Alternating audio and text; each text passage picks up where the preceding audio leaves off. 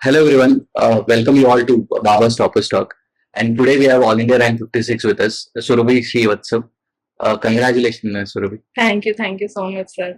Ayush Baba has played a role in her journey since the initial days. So she was an ILP student and later she was also part of her Gurukul online student as well.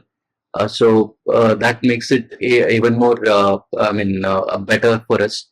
And today, what you would be hearing from us, this is going to be a story that resonates with most of you. Why do I say that is initially in her first attempt, she was not able to clear prelims. Then in her second attempt, she misses the interview, the final list by 14 marks. And that does not stop her again. And then finally, she gets All India rank 56. So this has been the journey, and most of the students might have faced these issues. That is what we would be having a conversation on. How was the journey and extra, and also most importantly, our prelims. The essay score and the ethics score is, in fact, it is in among the top scores that I have seen till date. So it is 130 in essay and 130 in ethics as well, yes. Right? So that is the other thing that we would be discussing. Surabhi, tell us about yourself. Sir, I'm Surabhi Srivastava and I've secured All India rank 56 this year. And this was my third attempt. As you had already discussed that I had failed in prelims, then missed the final cutoff last year by 14 marks, and this was my third attempt. I started, sir, in May 2020. Preparation. I had been working as an associate software engineer, and in May 2020 I left my job. And thereby, sir, I started preparing. So it was Corona period, so I could not, because I had in my mind whether I should go for a coaching or not. So I took this ILP program and curated a timetable to ensure that I'm able to prepare from home, and I also did create disciplined timetable for myself. And thereby I started, and I did a number of mistakes, which in subsequent years and with subsequent time mentorship, I worked upon it, and finally I was able to get through. Okay, so how was it like? Because especially when you don't clear prelims in a first attempt, yes. From there to missing out by 14 marks in the interview, yes. In the next attempt and getting 56, how this journey has been? What were the mistakes that you committed? How did you overcome this mistake in the next subsequent attempts? So, there were plenty of mistakes that I committed. So, in the first attempt, where I got approximately 80 marks that year, and the cutoff was 87 marks. So, the biggest mistake that I believe was I did not work upon the previous year questions in prelims. So, I did some number of mocks also, and previous year questions, one or two I did not study them properly. So I read some blogs of toppers. I read the strategies of toppers who had they had qualified prelims by a margin. So from Quora, or there are other blogs also. So I read those strategies. Now in the second attempt, what I did was I read the previous year question. This was Abhinash Mishra sir's strategy that he had stated that in previous year questions also, the 4 options that we have, we should we can Google upon them also, because UPSC then in different format it asks the questions. This is seen in history questions, ancient or medieval history. So in next attempt I worked very vigorously on those previous year questions also. Apart from that, sir, in my first attempt, I did not analyze the mocks, the mock score. I just gave the mock score and I did not analyze at all. So in the next attempt, I analyzed them properly. I gave a number of mocks. Now that there is a debate whether we should give these many number. That is not necessary. That if one feels like giving it, if one's confidence does not dip, so he or she can keep on giving mocks. But if that confidence issue is there, one can focus on the previous year questions. Yes, and in the second attempt, I failed at the last stage. So primarily, sir, my issue was in essay. I got 96 marks as far as I remember. Now this time, sir, it jumped a lot, and that is the reason primarily I got in the list. So in essay, sir, I did not focus last year. I wrote 2 or 3 essays.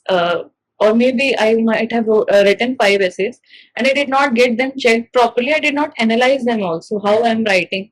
I did not check the toppers' essays, like those who are scoring about 120 or 130. I did not check them, how they are writing, what their flow is. So primarily my issue was I was not able to maintain a flow in my essay. And same problem was in ethics also. I was not writing very naturally.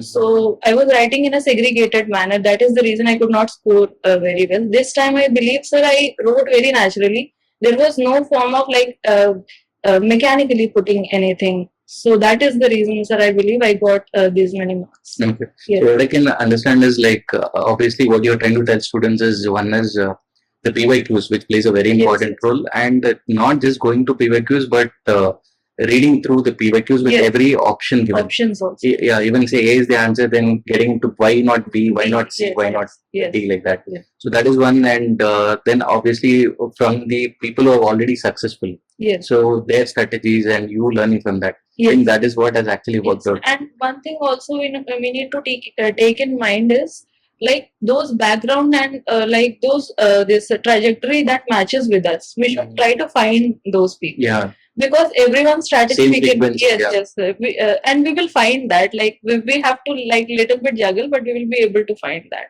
Yeah, that's That very is true. also Because every person's journey is different. very different. Yeah. Sir, yes. So we need to see what is the best strategy according to our strength and our weaknesses. Yes, sir. Like I failed in my second attempt, then I searched for people like, and in Gurukul program only Anjali ma'am was, Anjali, yes, yeah. yes, sir. So she also missed the final cutoff by some marks in an interview. Next attempt she was able to get very good rank. Yeah. So then I read her strategy also. So we are able to find within like in the journey of our preparation, we'll be able to find those people. So we should take like they have qualified, then I can also do. In fact, in that same Gurukul program, we have been getting ranks every year. Yes, sir. And the program has reflected its ethos. And Yes. that program, the intent is only to get ranks. Yes. And I hope that has been doing well now. Yes. So going further, we have still changes in that program. Anyway, we'll discuss about that later. Coming to your preparation journey, prelims especially, because since you were not able to clear prelims in the first attempt, Yes. and but in second, third attempt, you were able to clear it. Yes. Right? So, what other changes did you do apart from PYQs? And also, there are students, and the prelims is also around the corner. Yes. The cutoff has also gone low this year. So, CSAT is also playing a very important role. Yes. So, what would you advise the students on this aspect? Sir, like as far as GS paper is concerned, one is PYQ, that is like very necessary to be done. Then apart from that, sir, we should also focus on number of revisions, specifically for topics like polity or economy, because these are the deal makers or deal breakers. The static subjects. Yes, a static subject. These are scoring subjects. If we fail on that, then people automatically we are behind in the race. So in first attempt, I did not do that number of revision. I did not had in mind that I will have to do 3 or 4 revisions. I was just studying. So that was giving me satisfaction, but that was wrong. In my second attempt, I had in mind that 2 or 3 revision has to be done and in a time bound manner, because by the time we reach that stage, we know we will be able to complete polity in this many days.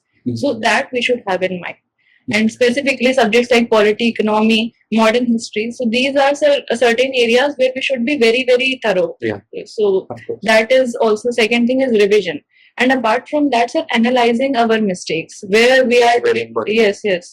So in first attempt, I did, as I stated, that I gave mocks, but I did not analyze them at all. And if there was like I got in 60s or 50s, then I got very nervous and I did not touch also that paper. So that was also one thing. I think people face these sort of issues. So one should not worry if in initial days one is getting 40 marks also, 30 marks also. We should see where we are lacking. And it is very easy to cover up. Specifically, for example, we are making mistakes in polity or economy. It is easy to cover up. So that can be done. Analyzing our mocks properly, no matter how many mocks we give, we should analyze them. So that can be done. And then, sir, fourth aspect is current affairs. There is like, it depends on how much you want, how much time you have. And 1 year current affairs is more than sufficient. Specifically talking about prelims, because now we are seeing, sir, the focus on current affairs that has little bit reduced than what it was in previous years. So you can the students can, aspirants can continuously revise whatever current affairs that they have touched upon, and they can link with the static again, the current affairs. Yeah, what you highlighted was a very important part, especially with respect to analyzing the test. Yes. So what I see students doing is they keep giving test of the test. Yes, yes. The biggest problem is this I've been telling in every program of ours, that you start analyzing the test. Yes. And I've also given the formula that you divide it into 4 parts. One is it because why are you getting it wrong? Yes. Say you out of 80 questions you attempt, 20 you get wrong. Yes. Divide it into 4 parts. Is it because of lack of clarity in the subject, Yes. lack of revision in that subject, or is it because you're overconfident, not reading the complete sentences? Or is it because you're taking a wild guess? Just because somebody has told you to attempt 90 questions, Yes, yes. you would just take it as pure luck. Yes, yes. So once you understand that, only then you can work upon. So that is something that I don't see students doing it. Yes, yes.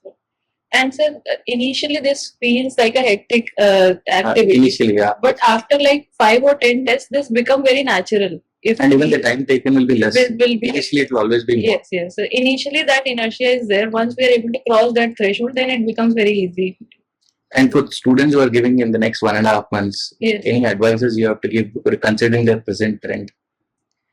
Sir, considering And also, especially with CSAT, what would you advise them? CSAT is definitely, it had become like last year, it had become a same thing, deal maker or deal breaker. So for CSAT, previous year question, I think that is sufficient if one is able to grasp like where they are lacking, because people have different strengths or weaknesses. Some people may be weak in maths. So if there is any basic book, since I have not went for any books specific per se, I had taken into consideration the previous year questions only. So they can do that, and they can analyze where again their weaknesses is, and they can then focus on certain questions, because there is a level 10th or 11th standard question. Generally 10th standard questions is asked. So they can focus on those books, they can focus on those types of questions that are asked. With respect to CSAT. So that should not be ignored. Now nobody would be ignoring also, sir, because last year it had been very like a thing. And with respect to GS, sir, now as prelims is approaching, so I think people should, the aspirant should not like change their strategy drastically at this point of time. Whatever they're doing, because confidence is again very important. Now, whatever people are saying, like many people will be coming up with different strategies. So we have to be confident now. What we had been doing, that will work for us. We should trust also and have confidence. Not to do anything new. Nothing new. So revision should be priority, and previous year question should be priority. That should be like at our tips. Something that should be at our tips. And rest, we should like have trust and confidence in ourselves. Yeah, that's a very important thing. I keep saying that UPSC is a game of confidence and common sense. Yes. So be it prelim stage, main stage, interview stage, these 2 factors will make a huge difference. Yes, yes. Because at this time, changing the strategy or changing something is not the right thing to do. Even in CSAT, what I keep telling students is you identify, say, 8 to 10 important topics that have been recurring in the last 10 years. Yes. In each topic, at least solve 30 to 40 or 40 to 50 questions. I think that will give you more confidence. Yes. Right. So now, and also, like, how was your daily routine? Like, how are you managing? Especially time management is a big issue to many students. They also start off. And also, one is time management. Second thing is motivation to stick to the timetable. Yes, sir. That calls for consistency. Yes. So, if you can elaborate more on this, I think that will help students. Sir, like as I had failed also like previously, so in similar manner, I had failed in keeping up with the timetable also. Gradually, I was able to be consistent with the same. So, my timetable was not specifically I will study 12 hours, and there were not slots per se. Largely, sir, it focused on covering what I had to cover. For example, if I'm focusing on certain part of the month, I'm focusing on optional. Then I'll study optional for maybe I'll study whole day optional. Current affairs was a like daily routine. Newspaper was a daily routine for me, and covering the monthly magazine was a daily routine for me. Then apart from that, sir, I divided the time in the optional and GS and what part of the preparation I am. For example, if prelims is approaching, then I'll not touch upon the optional like 3 or 4 months before my second attempt, because I had that amount of time. So 4 months before I stopped studying optional totally. and I focused totally on prelims. Now prelims, sir, I divided time like where when I'll be giving tests. So I gave tests alternate days. In the initial days, I gave alternate days, or daily also. I started giving tests. So test, then analyzing those tests, then doing revision the next day, whatever test I had to give, then doing that, and current affairs, touching out on the current affairs. Now, sir, when the mains time approaches, so then optional and the GS papers. So that I had to cover. So I made similar sort of timetable that in this time I'll have to do 2 rounds of revision. I'll have to write 2 rounds of test, and for GS also I had to write 2 rounds of test for all the GS papers. So that way I curated my timetable. And it differs in both the attempts. In because in my second attempt I had that amount of time. In my third attempt I did not have that amount of time, because prelims, like after the result, only 5 days away. Prelims was. So I revised whatever I could. And what did you do in that 5 days? Because there are quite a number of students of mine who cracked it again. Yes. So they had only 5 days. Yes. They were waiting with the results, and for some of them it was positive, for some of them it was negative. Yes. But still, in that 5 days, they prepared, and most of them cleared. So that tells me it's a clear game of confidence. Yes. Apart from that, what else did you do in those 5 days? Sir, I would not say I prepared so much, because since I had failed, so I had that baggage also. But the basic subjects, again, polity, modern history, because those facts we forget when we go, and it is a very big blunder if we make mistakes on those parts. So only I revised that, and that only I could do in that time. Okay. Yes, sir. So I did not do anything drastic. I could not attempt any mock test or anything. Only, yes, 2-3 previous year questions again. I took last year previous year question and last to last year previous year question. And this basic subjects, polity, economy, and modern history. And basic facts, like in ancient medieval, I had terminology. There are different terminology that are asked. I had those notes prepared from my previous attempt, so I read about that. Yes. So then, now coming to this motivation aspect, which is a very important element, especially when you are giving more than 2 attempts, 3 attempts, 4 attempts, 5 attempts, for that matter. So how did you keep yourself motivated even after that first failure, or even missing out by very close marks in the second attempt? So how did you maintain that motivation? Sir, after my first prelims failure, I started journaling. During the corona period only, I started journaling. So while this next prelims was approaching, there was so much of baggage, because I had failed last year, and prelims had become little dicey also. So I consistently wrote whatever I felt like, and then I talked to my mother. I talked to my mother a lot. I walked with her for like 1 or 1.5 hours daily. It became a routine for me. So that way, somehow my emotions got vented out. So your family played a very important role. Yes, a very, very important role. My family played a very important role. And then apart from that, sir, I came in touch with different people also, like mentors, I would say. I talked to you also, as far as Suraj sir also from the IS Baba team. Then apart from that, there were other people also whom I talked, and I got some confidence, some motivation, and along with that, sir, my family definitely, they helped me. So that social group is very important. Yes. Right. So now coming to the mains part of it. Yes. So here I would like to specifically focus on the 3 subjects that have scored really well. So especially the GS2, where you have scored 124. 127. Yes. And ethics and essay 130 each. Yes. In fact, all those GS papers and essay put together, you have scored 560. It comes up to 560. Yes. That's a very good score in GS. So what was your strategy in these papers? Sir, I had like notes from last year also. So I used those notes also. I had certain current affairs thing I got added up in this year's notes. Then apart from that, sir, the major thing that I was lacking was in essay. I got 96 last year. So there, sir, I took help from one of my mentors, and I had sent my essay copies. So I got to know that there were some mechanical aspects that I was unnecessarily putting those economic, polity, every dimension unnecessarily I was putting, and there was no flow in my essay. So that primarily might have put my score down last year. This time, sir, I wrote very organically as far as I remember. In before the exam, also I wrote 2 or 3 essays, and I had got good reviews on those part.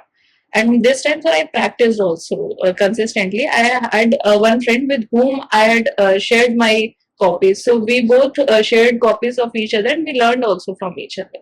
So that I think improved my essay score. GS and ethics also similar. This same thing happened. In GS2, sir, last year I scored 110, 109, sorry. And in ethics, I had scored 110. So here also, sir, the certain unique aspects I had tried to add this time. Like example, in ethics, I did not make any diagram last year.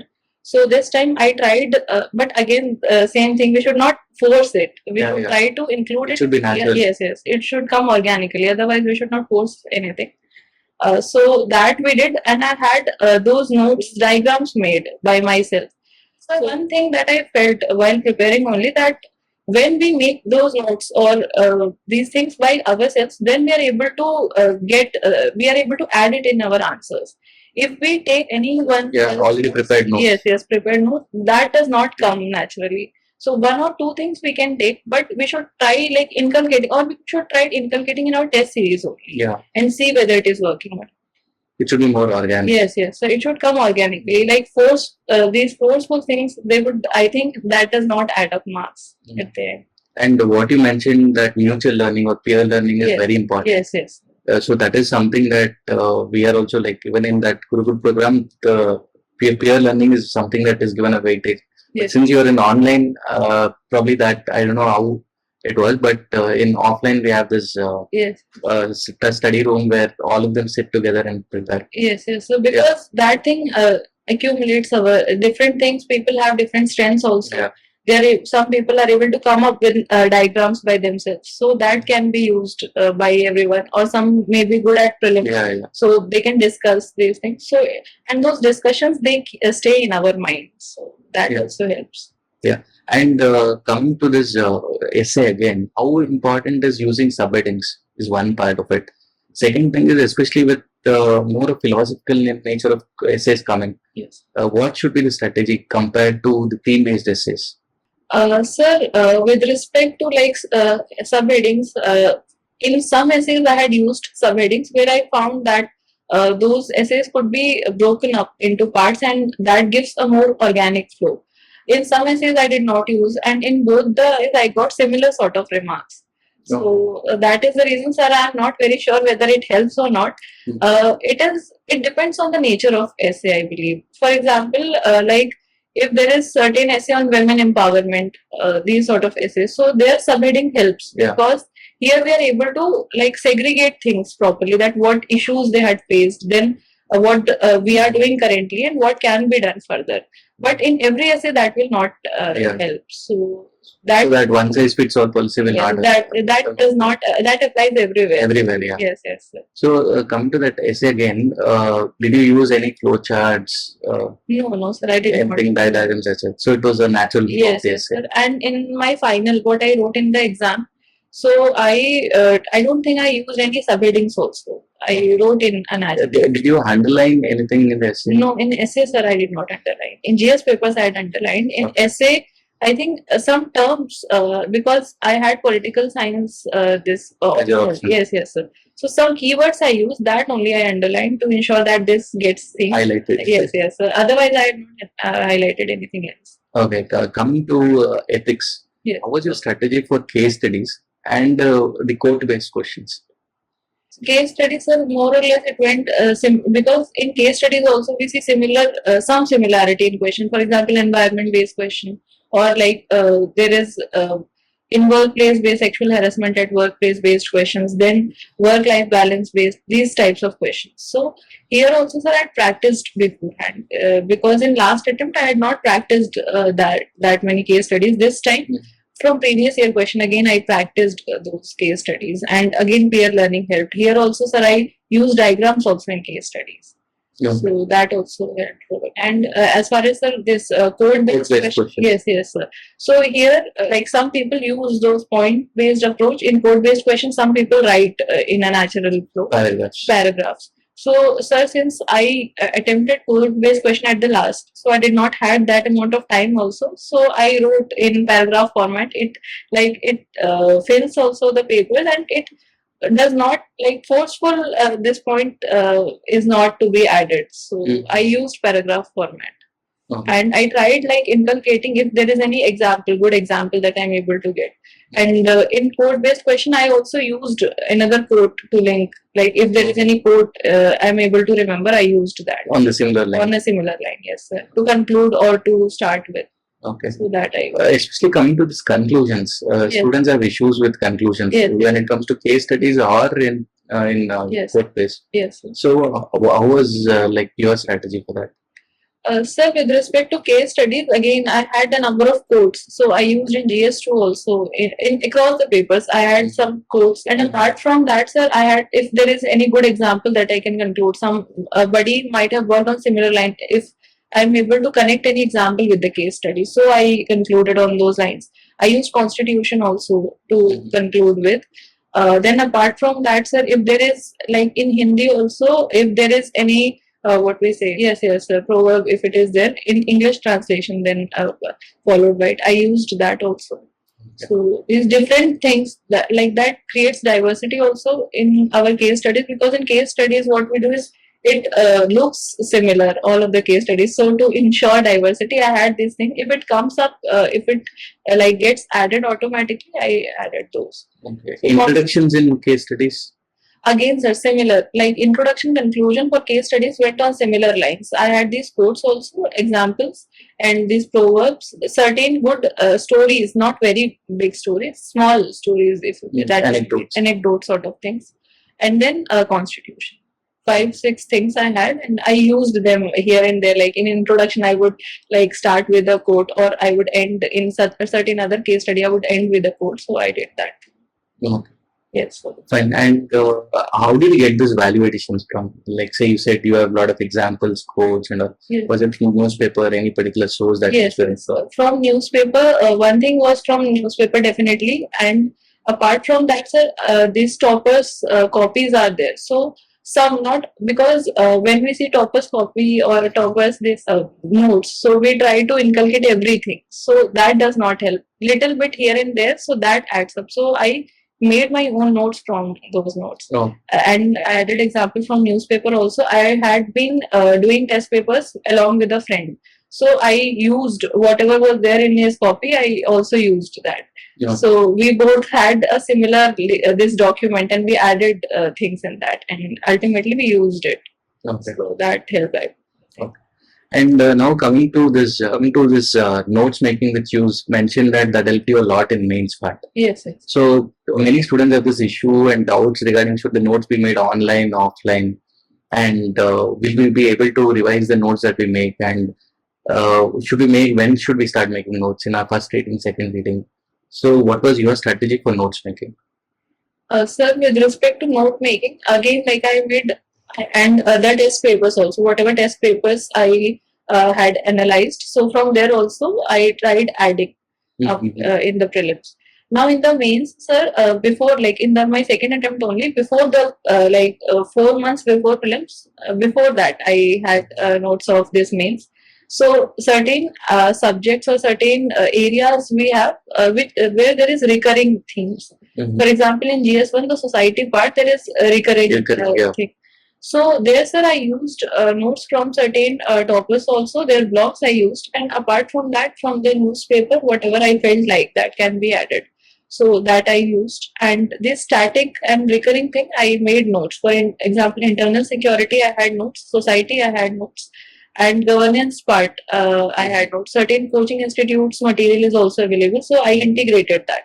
Okay. But at the end of the day, I had my notes separately, so I did not have to refer again and again from like 10 sources. Yeah. Yes, sir. So that I did, and in this third attempt, before I used those notes and added up the current affairs also. Okay.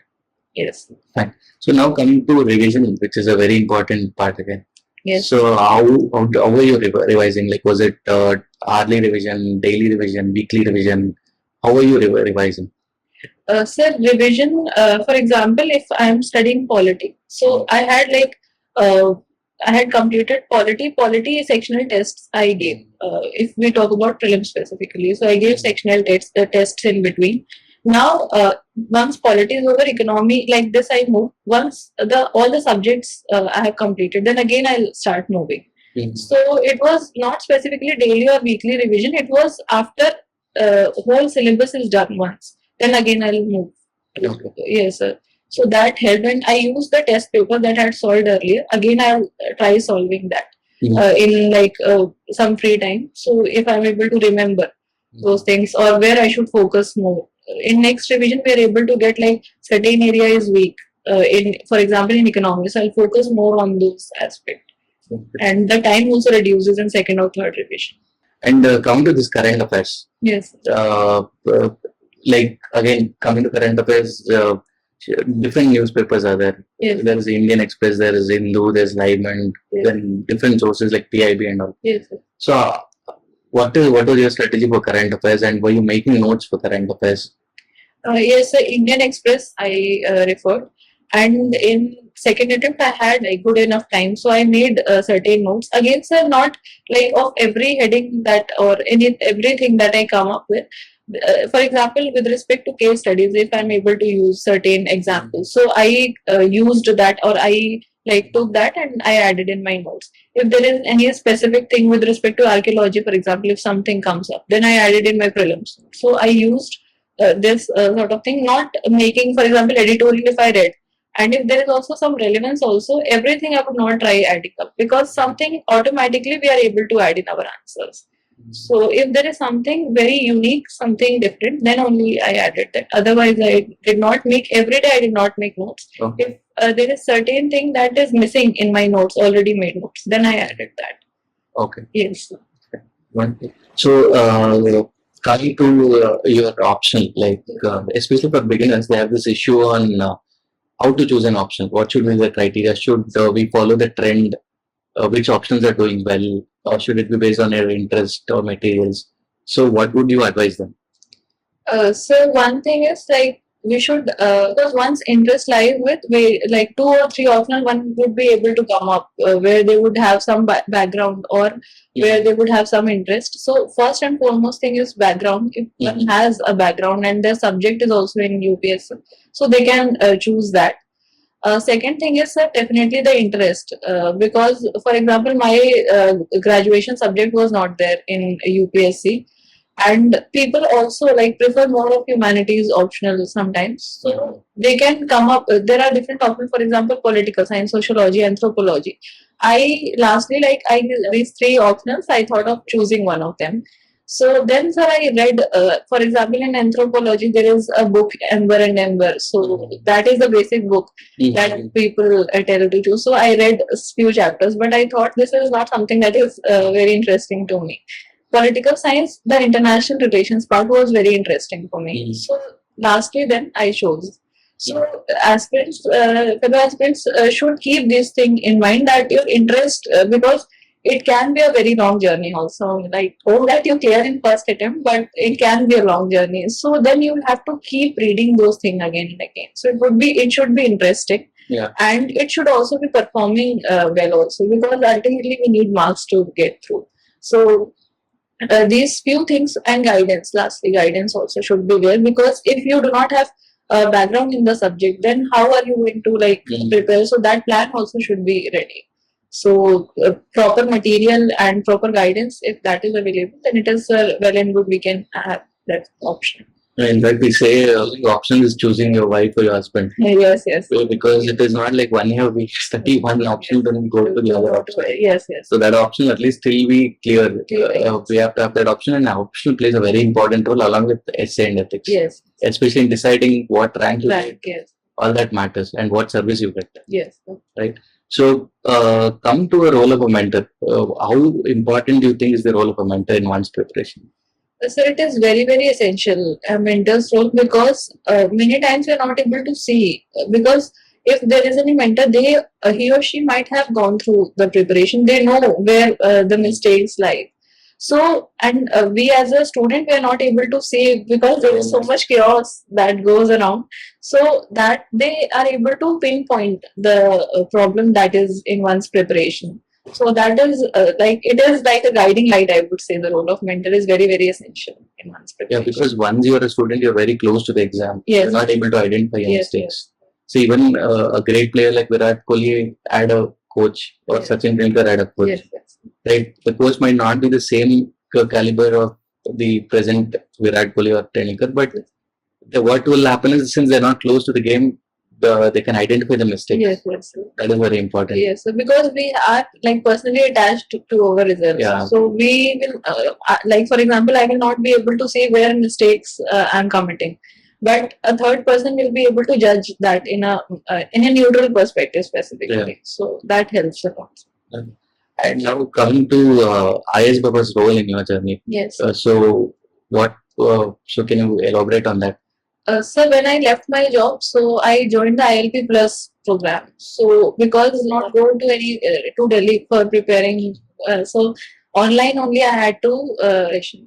So with the help of ILP program only, so I made my timetable, and I had this in mind that what things I will have to cover. The tests that although those tests I did not give properly, I missed on a number of tests and I did not analyze, but I started my journey from ILP and I took it twice.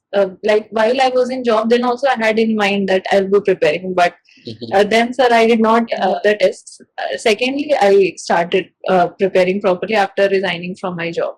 So that helped a lot. Suraj, sir, Suraj, because there are different issues that I came across while starting my preparation. So thereby, Suraj, sir, helped in curating a timetable for me specifically. Then afterwards, sir, I also joined the Gurukul program. So then I asked a number of questions from after failing prelims. I called you also. Yeah. So where I was missing upon. Then in the mains also, sir, I gave certain copies also for like evaluation. Then in interview also, sir, the questionnaire that was prepared. Then I gave this mock interview also. So it played an important role, sir, in all of my journey because it had been like 4 years now. Yeah. So thank you for that. And since most of your preparation is in a self-study mode, yes, more of online, I would rather say it is an online mode. Yes. So what would you advise for students who are not able to move from their hometown, but still they want quality and affordable quality coaching? Yes. So what would you like to say to that? So one thing is, for example, if one is studying by self, so first and foremost thing is, because I resigned from my job in May 2020, but before that I had read the syllabus. I had in mind, I had read certain toppers blogs. So what they can do is, first of all, they can see a number of toppers blog or videos also, YouTube videos also, and understand how he or she had gone that journey, how that trajectory has been. And then after that, understanding, for example, they can join this online program, because keeping consistency becomes difficult if one is at home. So for that consistency, they can join any program, and they can they have to stick, but they have to stick with, because the biggest issue that comes up in online is self motivation. Within that also, if they're able to come up with certain peer group, that also helps a lot. So in first 2 attempts I could not have any peer group, but in my third attempt I had a peer group, so I think that also helped a lot. Okay. Yes. And finally, the advice that you'd like to give for students who want to take up UPSC, or for students who have already been preparing for UPSC, what advice do you want? So one thing, like advice I would give is have confidence and trust on yourself also, and on the process also, because many times, because this is a very, very long journey for some people, it becomes very long. So we lose patience in between. We also lose patience and trust on ourselves. So that is very essential, that we should trust ourselves, that we will be able to get through. And the second thing is, sir, like many people are not in favor of a backup plan. I would not say have this in mind from the initial days, but after giving like 2 or 3 attempts, whenever you feel like you have given your best, think of a backup plan. Mhm. So I think that is very necessary in this preparation, because after some years, then it becomes very difficult to understand where we Yeah. exactly are. So that I would say that have some this exit route also Exit, in mind. yeah. No, that you rightly put it. Yes. The I mean, what do you say? Fallback plan is Yes, important, yes. and also the exit also very important, Yes. because if you just keep neglecting it, I think it can even take 5 years, 6 years, 7 years, or Yes. even 8 years. So Yes. that's a very long journey. There are very, very talented people, but Yeah. at the end of the day, we have the 6 attempts, and those very bright students, they might not have been able to qualify. They were no less, but lastly, that leaves with those 7 years or 6 years of preparation. And the most productive age, So, 20 to 30 years. yes. So a fallback thing, that because it is not ultimately life. So life is much Life bigger. is much bigger than Yes. UPSC. So we should focus something that we can fall back on. So that is also. So rightly put it across. And thanks once again, Surabhi, putting out your strategy to students in detail. I think this will definitely help a lot of students, and it was nice interacting with you. And also, as I said earlier, we are proud of you, Thank you. being a student of IS Baba. And congratulations again from the entire team of IS Baba, and wish you all the best. Thank you so much. Sir. Yeah. And all the best to all the people giving prelims. Yeah, thank you. Thanks.